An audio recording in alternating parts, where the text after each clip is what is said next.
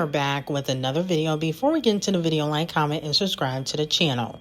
So it has been reported that Cardi B's album will indeed spend its 9th week in the top 10 on the Billboard 200 chart at number 10, selling 30K units, according to Hits Daily Double's predictions.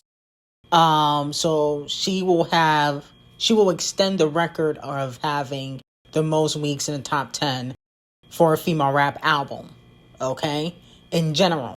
Not only that, though, Cardi and Tyla have another collaboration in the stash, okay? Now, they did a song on Cardi B's album. What was the song called? I don't remember because it flopped. How come nobody talk about that song? You don't ever hear Cardi B fans mention the Tyla collaboration. But I forgot what the song was called, but I know it flopped. But they already worked together. But they are planning on doing another collaboration for Tyla's album, because Tyla's working on her next album. Let me know if you guys are here for it. I really don't care if they collaborate. I'm not going to listen to it anyway. I just hope and I pray that she's not on the Chanel remix. That's all. Leave the Chanel song alone unless you're trying to get your lick back at Pissy Face Carisha and get JT on a remix, because that would be kind of funny.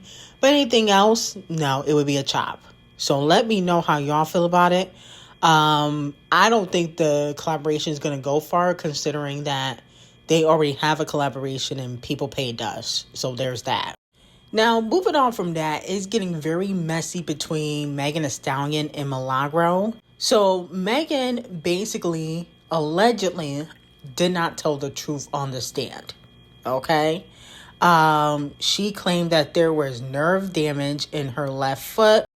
But when their trial happened back in 2022, the doctor who testified said that basically there was no nerve damage in Megan Thee Stallion's foot. Okay?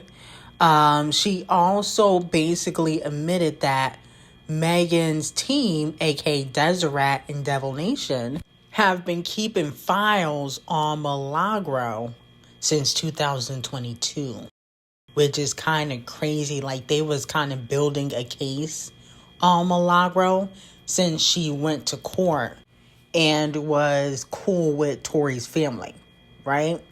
You know, so the trial happened in 2022. That's when they started investigating Milagro. Okay. She basically on the stand did not know if Tory was paying Milagro, but that's what she believes. Now, a lot of people want to know why she's not going after academics, Joe Budden, Aiden Ross. Well, here's the hot tea.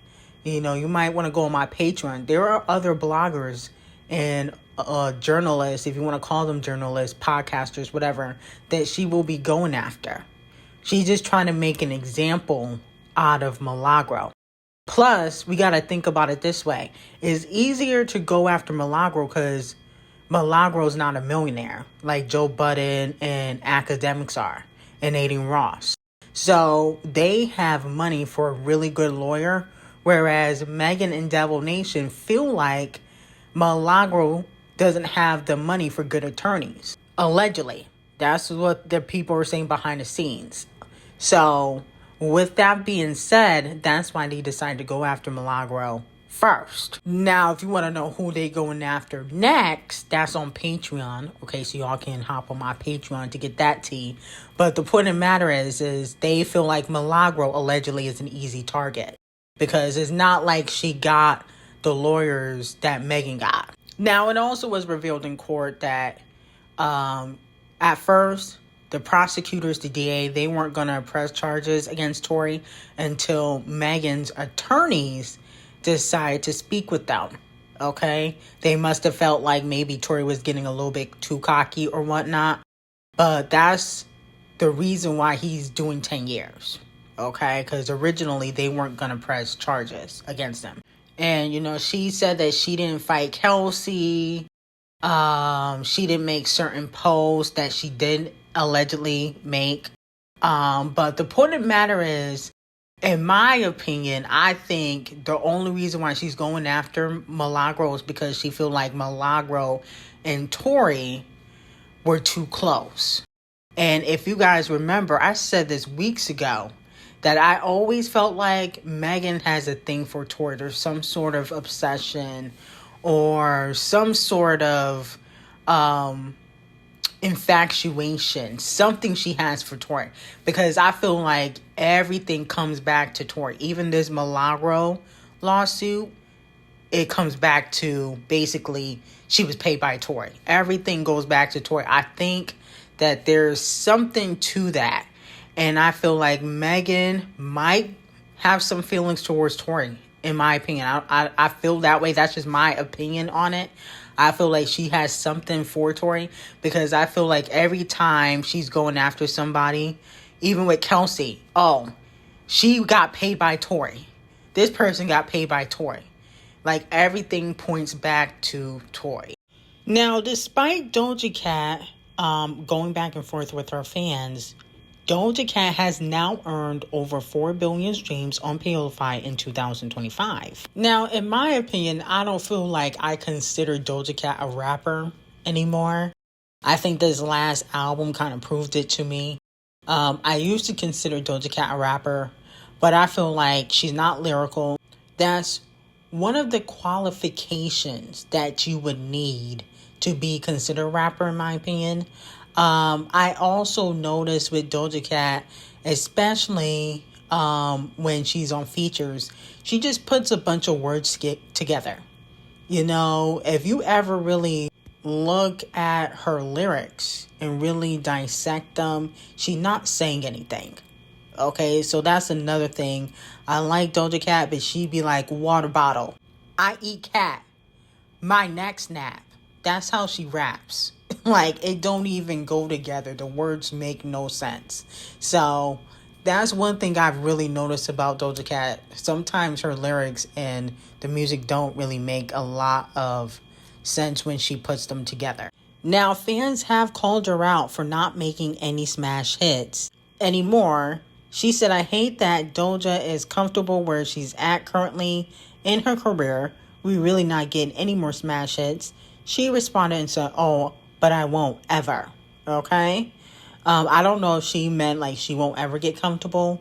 But in my opinion, yeah, we're not getting any more smash hits. Even though I felt like some of the songs on V were hits, Doja Cat has this thing where she feels like she doesn't need to promote or do the bare minimum. And I feel like that's one of the reasons why the album didn't last long on the charts.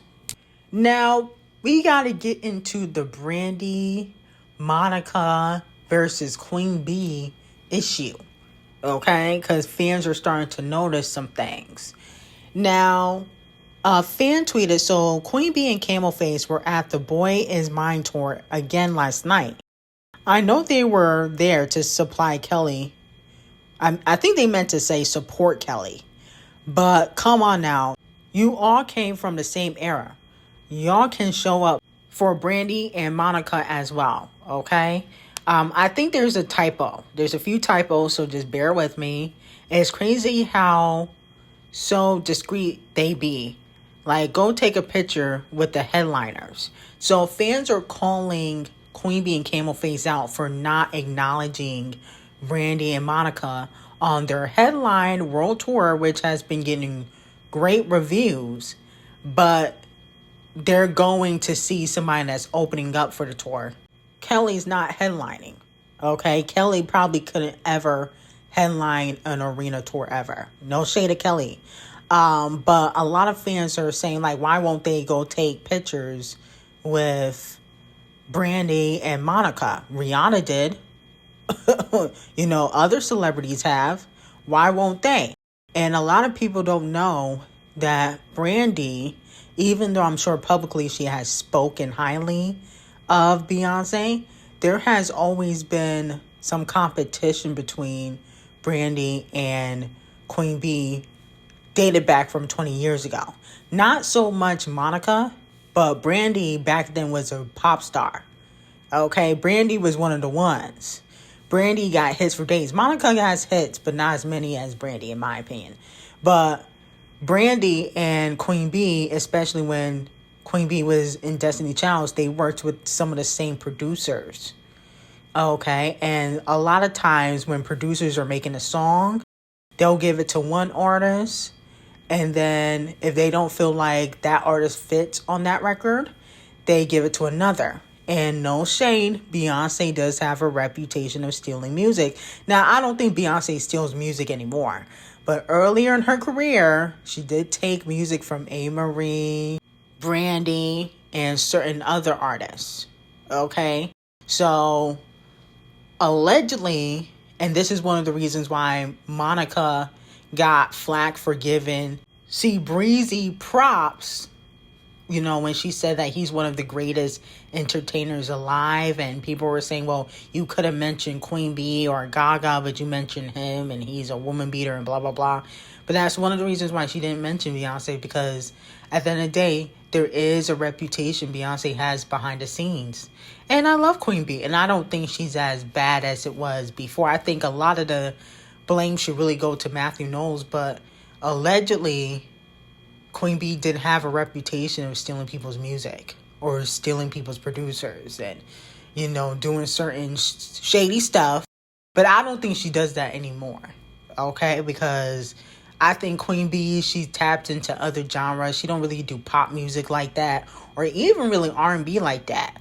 So, you know, they can have that lane. You know, she just won Best Album for Country. So I feel like she's evolved and mature.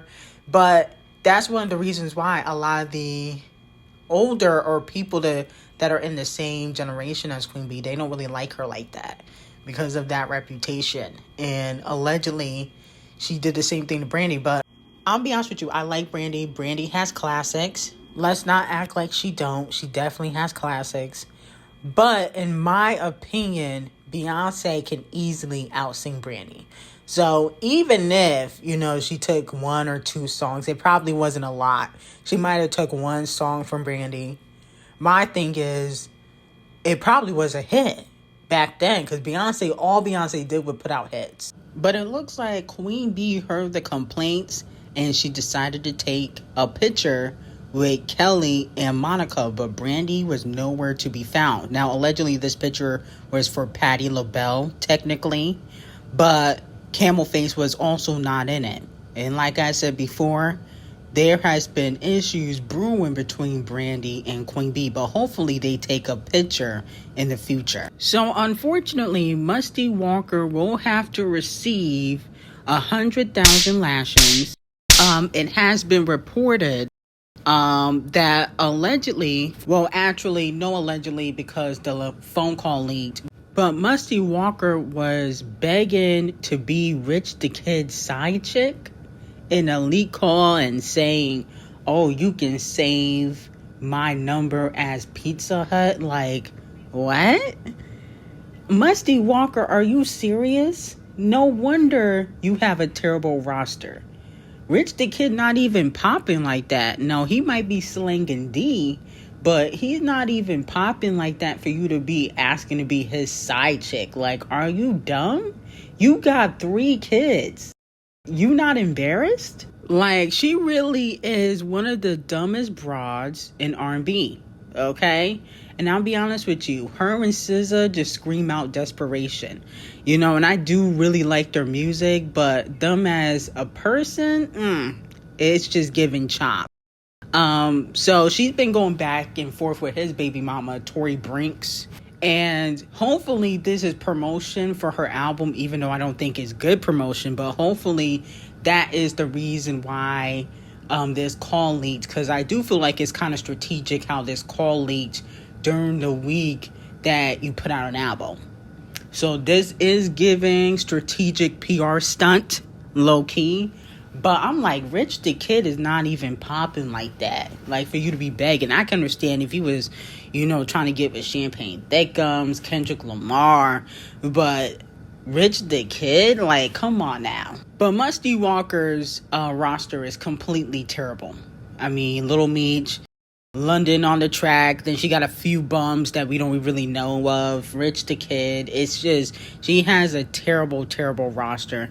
And I honestly, this is my theory that Musty Walker struggles with low self-esteem. And it's really no shade. Now, moving on from that, they freed Kendrick Lamar's best friend, and also I believe he is part of PJ Lang.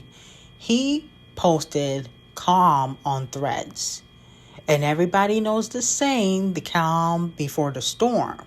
And so a lot of fans are still speculating that a Kendrick Lamar album remix, deluxe album could be coming.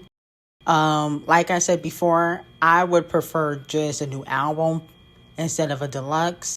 The G and Next, I think the G and Next 1 year anniversary is today. So we will stay tuned to see if anything drops, but this is going to be very interesting. Now, moving on from that, it has been reported that Real Housewives of Atlanta alum Kandi Burruss and Todd Tucker have split after 11 years of marriage. They are asking for privacy at this difficult and emotional time. It has been reported by People magazine. Kandi Burruss decided to put out a statement.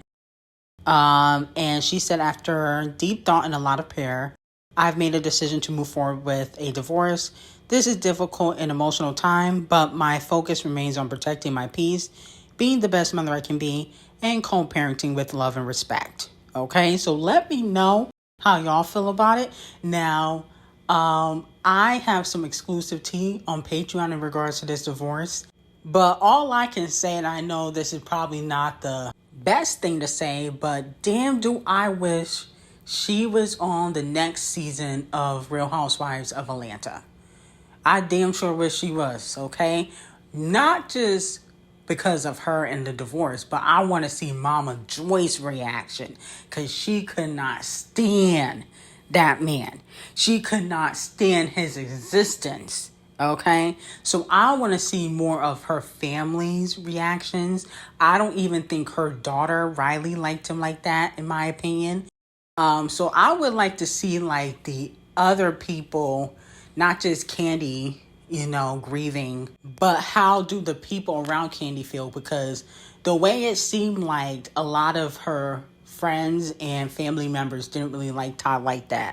So I know they probably are relieved, especially Mama Joyce. So that's the tea I want to see next season. So I wish she was on next season. Maybe Andy could, kick off Phaedra for a few episodes and bring Kandi back.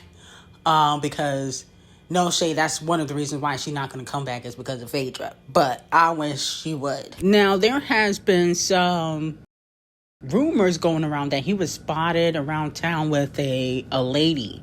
So that's why the announcement is coming now. But I just want to hear what Miss Joyce got to say. That's all I really care about. But anyway, I got some very hot tea. Link in description on Sydney Sweetie, Nicki Minaj, Kandi, Selena and Haley on Patreon. Link will be in the description. Have a great day.